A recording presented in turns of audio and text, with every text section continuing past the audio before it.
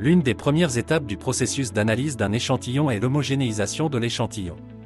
Cette étape est essentielle afin d'assurer une répartition des contaminants dans la matrice. Elle permet d'assurer une prise d'aliquote qui produira des résultats reproductibles et fiables. Au contraire, un échantillon qui n'aura pas été homogénéisé risque de produire des résultats d'une grande variabilité.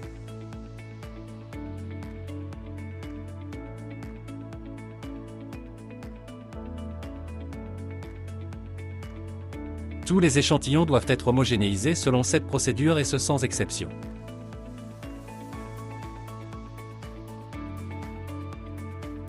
La démonstration est réalisée avec un échantillon de glaise qui présente un niveau de difficulté élevé.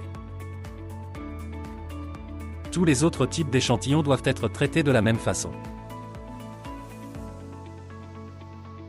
Vous devez d'abord sortir l'échantillon du pot et l'étendre sur une feuille d'aluminium. Ensuite, vous devez homogénéiser l'échantillon en le renversant plusieurs fois sur lui-même.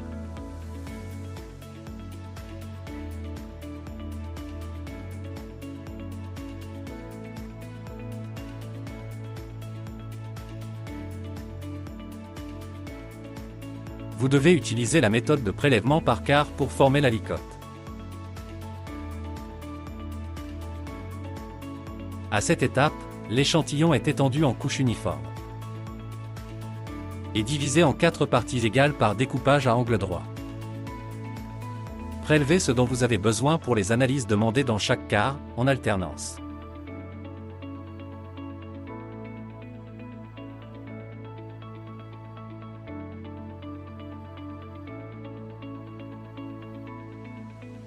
Et ainsi de suite.